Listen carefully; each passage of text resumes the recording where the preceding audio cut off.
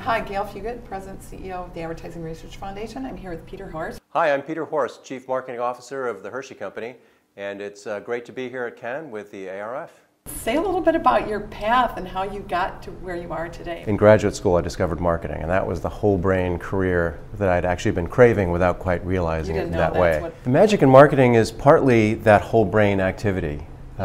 You get to more about that. Yeah, that you get to sit and roll around in the numbers and think strategically and analytically, but then you have to pivot and turn that into something magic and understand the power of a turn of phrase and the difference between a big idea and a pretty okay idea. And it's that sort of multifaceted challenge that I find completely fascinating and never dull and always changing. Has that gotten easier or harder with the advent of big data? I think both. Big data is an incredibly powerful tool that helps you sometimes get new insights, at least get more information. It's a bit of a challenge too, because there's then, with all this wonderful technology and data and analytics, the temptation to abdicate the role of thinker and judgment provider with all this wonderful stuff coming out that looks like an answer. Right exactly. But you know, one of the most powerful lessons I learned from some deeply analytical folks that I've worked with in the past is be skeptical of the data. No matter how powerful the tools are, no matter how high-powered the big data system seems to be, always look at it skeptically, always decide whether it makes sense to you, and don't just follow the data out of the window. How does marketing, advertising, and research, insights, analytics, that whole area, how do those three areas look and complement each other today? Marketing, analytics, data, advertising, PR, social, the definitions and the distinctiveness between those things has become so blurred, and I think the more we can just say, you know, there are capabilities, there are people bringing sort of specialties, but get out of this sort of hard-cut organizational construct so that you get into a much more agile mode. Is brand management still alive? You know, you still need to have smart people who are waking up every morning thinking passionately about a brand and its health and its ongoing life.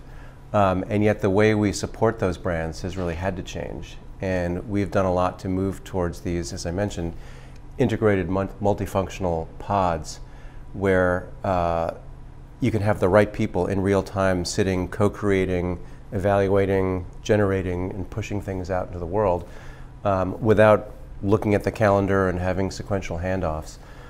So we have structured differently, our agencies have structured differently to enable this. As I say, getting much more integrated. Got it. How do decisions get made?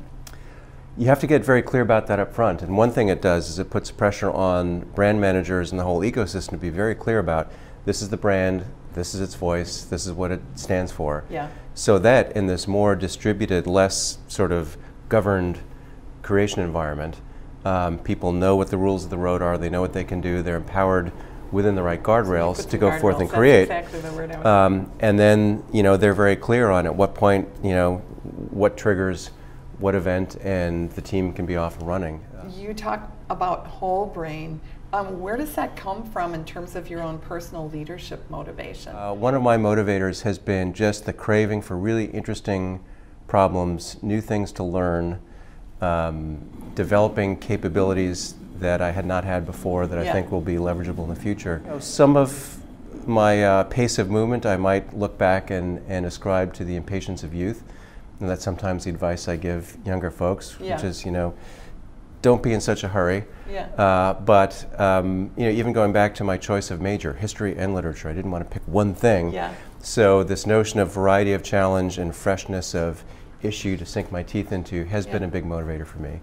And then being in places where, you know, marketing matters and where it makes a difference. One of the things that's been brought forward and really turned the lights on, even recently here at Cannes, is maybe a lack of diversity. What about that for the next generation? You know, advertising marketers, we all need to make sure that our own conference rooms represent the marketplace. In the meantime, it does need to be an agenda item, and it is a conversation we have regularly, and we talk about how are we going to do this, how are we going to do it well, how do we find that right balance of not getting small-mindedly metricized about you know, 9.2% of these ads will, you know, represent X, Y, and math it Z. out. What would you say the watchword is for the next 5 years? Programmatic and all that surrounds that. Thanks, Peter. It's great to see you.